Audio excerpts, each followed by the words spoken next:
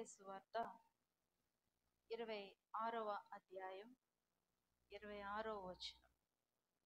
వారు భోజనము చేయుచుండగా యేసు ఒక రొట్టె పట్టుకొని దానిని ఆశీర్వదించి విరిచి తన శిష్యులకిచ్చి, మీరు తీసుకొని తినుడి, ఇది నా శరీరమని చెప్పాను. ఇక్కడ దేవుని యొక్క వాక్యాన్ని మనం చూసినట్లయితే వారు భోజనం చేయడానికి కూర్చున్నారంట. భోజనం చేస్తా ఉండగా యేసు ప్రభు ఒక రొట్టె పట్టుకొని ఏం చేశారు అనంటే కృతజ్ఞతాస్తుతులు చెల్లించారు, ఆశీర్వదించారు, తర్వాత ఏం చేశారు, విరిచారు. ఇంకొక సంఘటనలో చూస్తే 5 రొట్టెలు 2 చేపలు యేసు ప్రభు దగ్గరికి తీసుకొని వచ్చినప్పుడు యేసు ప్రభు అక్కడ రొట్టెను విరిచినట్లుగా కనబడుతుంది. కానీ రొట్టె మాత్రమే విరిచారు, కానీ చేపలు విరవలేదు. కాకపోతే మీ ఫ్రిడ్జ్ లో పెట్టుకొని దాసి పెట్టుకోండి అన్నాడా? మీ పక్కన వాళ్ళకి ఇవ్వండి, ఎవరికైనా ఇవ్వండి, వాళ్ళు కూడా దీవించబడతారని చెప్పాడా? ఏమని చెప్పారు యేసు ప్రభు? మీరు తీసుకొని తినండి. ఆ రొట్టెను యేసు ప్రభు విరిచాడు. గ్రీకు భాషలో చూస్తే విరవబడడాన్ని క్లయో అనే పదం వాడారు. అది దేనికి సాదృశ్యంగా, లేకపోతే దేన్ని బట్టి ఆ మాట వాడారు అనంటే విరవబడిన దాని నుండి కొన్ని శ్రేష్టమైన సంగతులు బయటికి వస్తాయి అనే సందర్భంలో ఏ మాట, ఏ పదాన్ని వాడతారు అనంటే క్లయో అనే పదాన్ని వాడతారు. చూడండి, ఒక పువ్వు ఉందనుకోండి, ఆ పువ్వుని మనం నలిపితే ఏమొస్తుంది? విరిచినా లేకపోతే నలిపినా దాన్ని కదిపినా ఏమొస్తుంది? వాసన వస్తుంది, స్మెల్ వస్తుంది. ఇప్పుడు పర్ఫ్యూమ్ తయారు చేసే వాళ్ళు ఎలా తయారు చేస్తారంటే కొన్ని వేల ఫ్లవర్స్ తీసుకొచ్చి వాటిని ఏం చేస్తారంటే నలుపుతారు, క్రష్ చేస్తారు. అలాగా కొన్ని వేల పువ్వుల్ని అలాగ నలిపినప్పుడు ఏమొస్తుంది అనంటే కొంత సువాసనతో కూడినటువంటి పర్ఫ్యూమ్ వస్తుంది. దాన్ని తర్వాత ప్యూరిఫై చేయడమో లేకపోతే దాంట్లో ఏమన్నా కలపడమో ఏదో ఒకటి చేస్తారు, అదంతా మనకు అనవసరం. కానీ మొదటిగా ఏం చేస్తారంటే పువ్వులన్నీ కలిపి ఏం చేస్తారు? నలుపుతారు. నలిపే సందర్భంలో ఏ మాట వాడుతున్నారు అనంటే క్లయో అనే పదాన్ని వాడుతున్నారు. మేఘాలు ఉన్నాయి, మేఘాలు విరవబడిన తర్వాత ఏమొస్తుంది? ఆ విరవబడడం అనేది ఆయన మన కొరకు సిలువలో చేసిన త్యాగాన్ని చూపిస్తా ఉంది. యేసు ప్రభు కనుక మన కోసం విరవబడకపోతే మనం ఏమైపోయే వాళ్ళము కదా. ఆయన విరవబడకపోతే, అందుకనే యేసు ప్రభు చేపల్ని విరవట్లేదు, కానీ దేని మాత్రమే విరుస్తున్నాడు అంటే రొట్టెని విరుస్తున్నాడు. అందుకనే పౌలు అంటాడు కదా, యుక్త కాలములో క్రీస్తు మన కొరకు చనిపోయెను. యుక్త కాలం అని అంటే యంగేజ్ లేకపోతే మంచి వయస్సులో అని కాదు, యుక్త వయసులో అని కాదు. యుక్త కాలంలో అంటే సరైన సమయంలో క్రీస్తు మన కొరకు చనిపోయెను. అందుకనే పౌలు అంటాడు కదా, క్రీస్తు మిమ్మును ప్రేమించి మీరు పరిమళ వాసనగా ఉండాలని మీ కొరకు తన్ను తాను బలిగాను అర్పణగాను అప్పగించుకొనెను.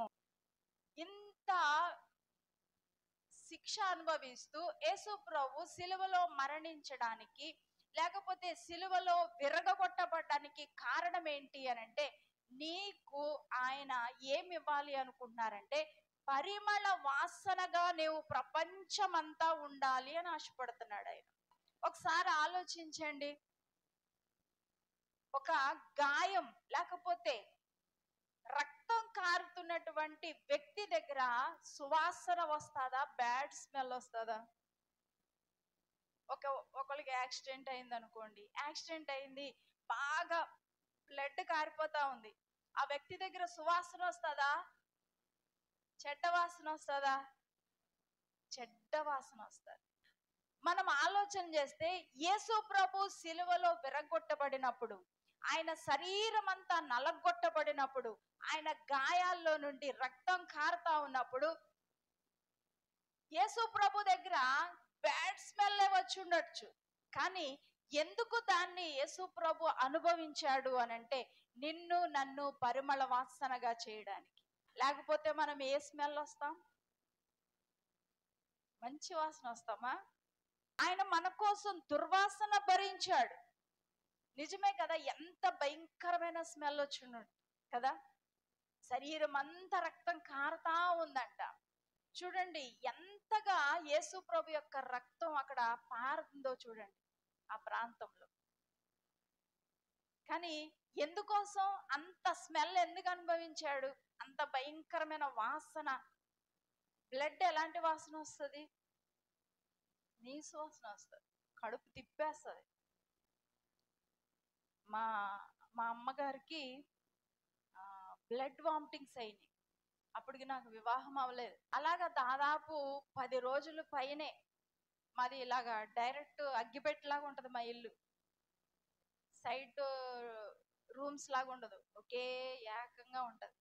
మా అమ్మగారు ఏం చేసేవారంటే ఫ్రంట్ రూమ్ లో పడుకొని ఫ్రంట్ రూమ్ నుంచి బయట మధ్య గది, ఇంకో గది, కిచెను, ఆ బయట వరకు కక్కుకుంటా వెళ్ళేది. మొత్తం ఇక్కడి నుంచి అక్కడ దాకా క్లీన్ చేయాలి. మొత్తం క్లీన్ చేస్తే అసలు అన్నం తినబుద్ధేసేది కాదు. బ్లడ్ వామిటింగ్ అంటే ఎలా ఉంటుంది చెప్పండి? అలాగే ఎన్ని రోజులు నేను నా చేతులతో తీసి కడిగి క్లీన్ చేశాను. దాని స్మెల్ నాకు తెలుసు. చిన్న కోసుకుంటేనే చెయ్య ఎంత వాసన వస్తుంది. అన్ని చేసి వచ్చాను దేవుడు. అందుకనే అప్పుడు ఎందుకు అలా చేయించాడో నాకు తెలియదు. కానీ ఇప్పుడు యేసు ప్రభు గురించి ధ్యానం చేస్తా ఉంటే అప్పుడు అనిపిస్తుంది, ఆ కొంచెం బ్లడ్కే నేను తట్టుకోలేకపోయానే. యేసు ప్రభు శరీరం అంతా బ్లడ్ కారుతా ఉంది. ఎంత స్మెల్ వచ్చుంటో చెప్పండి, ఎంత భయంకరంగా ఉంటుందో చెప్పండి. కానీ యేసు ప్రభు దాన్ని అంతా ఎందుకు భరించారు అని అంటే నువ్వు పరిమళ వాసనగా మారడానికి. ఈరోజు మనము ఎలాంటి విషయాల్లో పరిమళ వాసనగా ఉన్నాము అని అంటే మన మాటలో ఏముండాలి అని అంటే సువాసన ఉండాలి. మన ఆలోచనలో సువాసన కనబడాలి. మనము తీసుకునేటటువంటి ఆలోచన, మనం తీసుకునే నిర్ణయంలో కూడా ఏముండాలి అని అంటే సువాసన ఉండాలి. చాలా మంది తీసుకునే నిర్ణయాల్లో ఏముండదు అని అంటే సువాసన ఉండదు. ఆ తర్వాత వాళ్ళు పడే కష్టాలు భయంకరంగా ఉంటాయి. ఆలోచనలో సువాసన ఉండదు, మాటలో సువాసన ఉండదు, ప్రవర్తనలో సువాసన ఉండదు.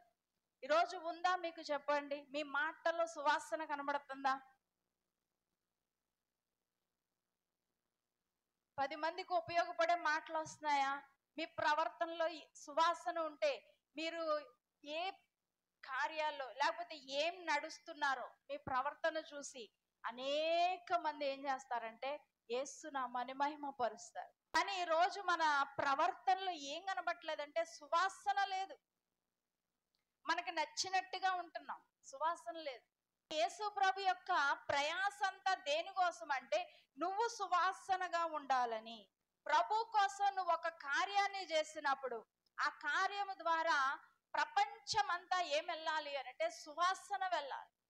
కానీ ఏం చేస్తున్నాం? దేవుడి కోసం ఒక పని చేయడానికి ఎన్ని బాధలు పడిపోతారో కొంతమంది, ఎంత కష్టంగా ఉంటుందో. దేవుని కోసం పని చేసే విషయంలో సువాసన లేదు. మాటలో అయితే కొంతమంది మాటలు ఎలా ఉంటాయంటే మాటలతో చంపేస్తారు. మామూలుగా మాట్లాడరు కొంతమంది, ప్రతి దానికి కోపం. వాళ్ళు ఒక్క మాట అంటే నేను యేసు ప్రభుని నమ్ముకున్నాను కాబట్టి నేను ఇంకా 10 మాటలు మాట్లాడతాను. మంది కొత్త బైబిల్, కొత్త రాజ్యాంగం. యేసు ప్రభు బలి అయింది దేనికోసం అంటే నీ మాటలో సువాసన ఉండాలి. 10 మందికి యేసు ప్రభు గురించి నువ్వు చెప్పకపోయినా నువ్వు మాట్లాడే మాటను బట్టి ఏమవ్వాలి అనంటే సువాసన వెదజల్లబడాలి. చాలా మంది ఏం చేస్తున్నారు అనంటే యేసుక్రీస్తు గురించి తెలుసుకొని వెళ్ళిపోతా ఉన్నారు. తెలుసుకొని వెళ్ళిపోవడం కాదు, ఆయన ఏం చేయాలి అనంటే మనలోనికి ఆహ్వానించాలి. చెప్పబడినటువంటి ఈ రొట్టె మనకు నేర్పించే పాఠం ఏంటి అనంటే దేవునితో నీకున్నటువంటి సహవాసం. ఇప్పుడు ఒక మంచి ఫుడ్ ఉంది అనుకోండి, ఒక బిర్యానీ తీసుకొచ్చి పెట్టారు నీ ముందు, నువ్వు దాన్ని ఒక అరగంట సేపు అలాగే చూస్తా ఉన్నావు అనుకో, నీకు ఆకలి తీరిపోద్దా? తీరుతుందా? అరగంట సేపు చూసావు, చూసావు చూసావు చూసావు కడుపు నిండుద్దా? చూస్తే తినాల. యేసు ప్రభు దగ్గరికి చాలా మంది ఎలా వస్తున్నారంటే, వచ్చామా, దేవుని వాక్యం విన్నామా, వెళ్ళిపోయామా, చూసి వెళ్ళిపోతున్నారు. అంతేగాని యేసు ప్రభు ఎలాంటి వాడో, అందుకనే దేవుని వాక్యం చెప్తుంది కదా, ఆయన ఉత్తముడు అని. ఏం చేయాలంట? టేస్ట్ చేయండి. యేసు ప్రభు గురించి చాలా మంది ఏం చేస్తున్నారంటే, వింటున్నారు, వాక్యం ఏమవుతుందో తెలియట్లేదు. మీరు తీసుకునే నిర్ణయాలు చాలా రాంగ్ గా కనబడుతున్నాయి. మరి వాక్యం ఏమైందమ్మా అంటే, ఎగిరిపోయింది. ఎందుకు ఎగిరిపోయింది? నువ్వు టేస్ట్ చేయట్లేదు దాన్ని. వినేస్తున్నావు, వెళ్ళిపోతున్నావు, చూస్తున్నావు, ప్రతి ఆదివారం చూస్తున్నావు. యేసు ప్రభు మంచివాడు, యేసు ప్రభు గొప్పవాడు, ఆయన మంచి కార్యాలు చేస్తాడు, అంతవరకే యేసు ప్రభు. దాన్ని మన జీవితానికి అన్వయించుకున్నప్పుడు, యేసు ప్రభుని మనలోనికి ఆహ్వానించినప్పుడు, యేసు ప్రభుని మనం అనుభవించినప్పుడు మన జీవితాల్లో మార్పు కనబడుతుంది. యేసు ప్రభు గురించి వినడం వేరు, ఆయన్ని నీ జీవితంలోనికి ఆహ్వానించటం వేరు. కరోనా టైంలో చూడండి, వ్యాక్సిన్ వస్తే బాగుండు, వ్యాక్సిన్ తయారు చేస్తే బాగుండు, చాలా మంది ప్రజలు చనిపోతున్నారు అని వ్యాక్సిన్ కోసం మనం ఎదురు చూస్తా ఉన్నాం. వ్యాక్సిన్ వచ్చిన తర్వాత అది కొనుక్కొని తెచ్చుకొని ఫ్రిడ్జ్ లో పెట్టుకుంటే ఏమైనా ఉపయోగం ఉందా? ఫ్రిడ్జ్ ఉంది నాకు అని చెప్పి నేను ఫ్రిడ్జ్ లో దాచుకున్నాను అనుకో, ఉపయోగం ఉంటుందా? ఉండదు. ఏం చేయాలా? మన బాడీలోకి ఎక్కించుకోవాలి. అది బాడీలోకి ఎక్కించుకుంటేనే దానిలో ఉన్నవన్నీ పనిచేసి మన శరీరానికి ఇమ్యూనిటీ పవర్ తీసుకొస్తుంది. మరలా అది రాకుండా మనల్ని కంట్రోల్ చేస్తుంది. ఇప్పుడు ఆహారం ఉంది, మంచి ఆహారాన్ని తీసుకొచ్చి నీ ముందు పెట్టారు. నువ్వు అది తింటే ఏమవుతుంది? నీ బాడీకి సరి అయిన విటమిన్స్ అందుతాయి, నువ్వు ఆరోగ్యంగా ఉంటావు, శక్తి కలిగిన వ్యక్తిగా పనిచేయగలుగుతావు. తినకుండా అలా ఎదురుగుండా పెట్టుకోవడం వల్ల ఉపయోగం ఉండదు. యేసు ప్రభు కూడా అంతే. యేసు ప్రభుని చూసి వెళ్ళిపోతే నీకు ఆశీర్వాదం ఉండదు. యేసు ప్రభు గురించి నువ్వు విని వెళ్ళిపోతే ఆశీర్వాదం ఉండదు. యేసు ప్రభుని నీ జీవితానికి అనుభవంలోనికి తీసుకొస్తే, ఆయన అన్వయించుకుంటే, అప్పుడు నీకు ఆశీర్వాదాలు అనేవి కనిపిస్తాయి. చాలా మంది క్రైస్తవులు కూడా చేసే పని ఏంటి అంటే, దూరం నుండి చూస్తున్నారు యేసు ప్రభు. చూసేమంటున్నారు? మంచోడు, బాగున్నాడు, చాలా బాగున్నాడు, మేలు చేస్తాడు, అన్ని ఇస్తాడు. దూరం నుండి చూసి అది ఎప్పుడు లోపలికి వెళ్తుంది? లోపలికి వెళ్ళాలంటే నువ్వు దగ్గరికి రావాలి. యేసు ప్రభుతో నువ్వు సహవాసం చేయాలి. ఈ విరవబడినటువంటి రొట్టె దేన్ని చూపిస్తుంది, ఏం నేర్పిస్తుంది అనంటే, యేసుతో నీకున్న సహవాసం. మొదటిగా నేను ఏం చెప్పాను? మొట్టమొదటి రొట్టె దేన్ని చూపిస్తుంది? అవసరాలు తీరుస్తుంది. ఈ రొట్టె దేన్ని చూపిస్తుంది అనంటే, దేవునితో సంబంధాన్ని చూపిస్తుంది. మూడవ రొట్టె చూడండి, అపోస్తుల కార్యాలు 20వ అధ్యాయం 11వ వచనం. ఎంత విచిత్రంగా ఉందో ఈ వాక్యం. ఏంటంట? అతడు మరలా పైకి వచ్చి రొట్టె విరిచి పుచ్చుకొని తెల్లవారు వరకు విస్తారముగా సంభాషించి బయలుదేరెను. ఇప్పుడు తెల్లవారు వరకు వాక్యం చెప్తాను అంటే ఎంతమంది ఉంటారు ఇక్కడ?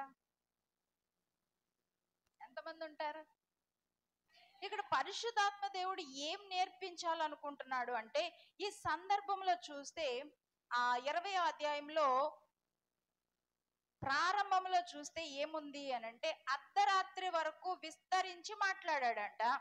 తర్వాత వచ్చేసరికి అర్ధరాత్రి నుంచి ఎక్కడికి వెళ్ళిపోయాడు? తెల్లవారు వరకు వెళ్ళిపోయాడు. కారణం ఏంటి అసలు? మధ్యలో ఏం జరిగింది? రాత్రంతా వాక్యం చెప్తా ఉన్నాడు, కొంతసేపు అయింది, తర్వాత మధ్యలో ఏదో జరిగింది. తర్వాత ఏమైపోయింది అంటే, మరలా పైకి వచ్చి ఎక్కడికో వెళ్ళాడు. మరలా ఏం చేశాడంట? పైకి వచ్చి ఏం చేశాడు? తెల్లవారు వరకు వాక్యం చెప్పాడంట. మధ్యలో ఏం జరిగింది?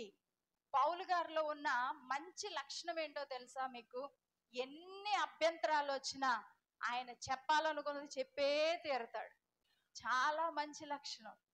ఎవరు ఏమైపోవనండి ఆయనకు అనవసరం.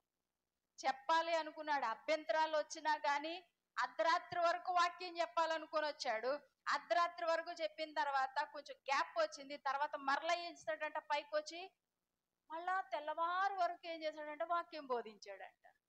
అభ్యంతరాలు రాక మానవు గాని మనం ఏం చేయాలి, దాన్ని జయించాలి. అర్ధరాత్రి వరకు మాట్లాడడమే చాలా కష్టం. వినేవాళ్ళకి కష్టమే, బోధించే వాళ్ళకి కూడా కష్టం. ఇప్పుడు అర్ధరాత్రి వరకు వాక్యం చెప్పిన తర్వాత మరలా పైకి వచ్చి రొట్టె విరిచి మళ్ళా ఏం చేశాడంట, తెల్లవారేదాకా చెప్తా ఉన్నాడు, సంభాషిస్తా ఉన్నాడంట, వాక్యం చెప్తా ఉన్నాడు. ఈ లోపు మధ్యలో ఏం జరిగింది, ఏం పని అయింది అని అంటే, ఐతుకు అనేటటువంటి ఒక యవనస్తుడు ఎక్కడ కూర్చున్నాడంట, కిటికీలో కూర్చున్నాడు. కిటికీలో కూర్చొని అయ్యగారు ఏం చేస్తున్నారు, మంచిగా ఉజ్జీవంగా పౌలు గారు ప్రసంగం చేస్తా ఉంటే లోపలికి చూస్తున్నాడు. కొంచెం ప్రసంగం కొంచెం సౌండ్ తగ్గేసరికి, కొంచెం ఉజ్జీవం తగ్గేసరికి ఎక్కడ చూస్తున్నాడు, బయటికి చూస్తున్నాడు. ఏ మనస్సు అంటే మనస్సు కలిగిన వ్యక్తి. కఠినమైనటువంటి మనసు వచ్చేస్తుంది. మనం ఫ్రీగా ఉంటేనే వాక్యం లోపలికి వెళ్తాది. మనం హృదయాన్ని తెరవాలి. తెరవకుండా నేను ఎంత వేసినా ఇది ఏమైపోద్ది, డోర్ క్లోజ్ చేసి ఉంది, నేను అక్కడ తీసుకెళ్ళి పెట్టాను, లోపలికి వెళ్తుందా? నేను లోపలికి వెళ్ళాలి. అందులోకి వెళ్ళాలంటే మీరు తెరవాలి. మనం ఎప్పుడు తెరిచిన పుస్తకాలు. ఎక్కడ విస్తారంగా మాట్లాడేటప్పుడు పక్కనోళ్ళ గురించి ఏమైనా వినాలన్నా, పక్కనోళ్ళకి ఏమైనా చెప్పాలన్నా తెరిచిన పుస్తకం. సంఘంలోనికి వచ్చినప్పుడు మాత్రం మూసి ఉంచిన పుస్తకం. చాలా బుద్ధిమంతులు తలుపులు మూసేస్తారు, కళ్ళు మూసేస్తారు, ముక్కు మూసేస్తారు, అన్ని మూసేసి కూర్చుంటారు. ఈవెన్ బైబిల్ కూడా మూసేస్తారు కొంతమంది. కిటికీలో కూర్చొని ఏం చేస్తున్నాడు ఈ వ్యక్తి అని అంటే, నిద్రపోతా ఉన్నాడంట. నిద్రపోవడం తప్పు కాదు, కానీ ఎక్కడ కూర్చొని నిద్రపోతున్నాడు, కిటికీలో కూర్చొని నిద్రపోతున్నాడు. అటన్నా ఉండాలి, ఇటన్నా ఉండాలి, ఎటూ కాకుండా కిటికీలో కూర్చున్నాడు. కిటికీలో కూర్చొని నిద్ర వస్తుంది. కొంతమంది బండి మీద కూర్చుంటారు, భర్త చక్కగా డ్రైవ్ చేస్తా ఉంటే వెనకాల కూర్చొని నిద్రపోతా ఉంటారు. అదేం విచిత్రమో, బండి మీద ఎక్కాక ఎలా నిద్ర వస్తుంది, అది కదులుతా ఉంటది కదా. బండి మీద కూర్చొని నిద్రపోయి దుబ్బుక్కుని వెనక్కి పడిపోతారు. మళ్ళీ తిట్టేది ఎవరిని, నువ్వే సరిగ్గా డ్రైవ్ చేయలేదు, కింద పడిపోయాను, ఇది నిద్రపోద్ది వెనకాల. మొన్న ఇక్కడ రాచూరులో ఎంట్రన్స్ లో ఒక ఆవిడ బండి మెచ్చి పడిపోయింది. ఆ బండాడు నడుపుతానే ఉన్నాడు, ఇది వెనక నుంచి కింద పడిపోయింది. నేను గబగబా కారు ఆపి, అయ్యో పాపం పాపం అని దగ్గరికి వెళ్తే గుప్పని కొడుతుంది సువాసన. ఉదయమే తెల్లారగట్లే తాగేసింది అమ్మ.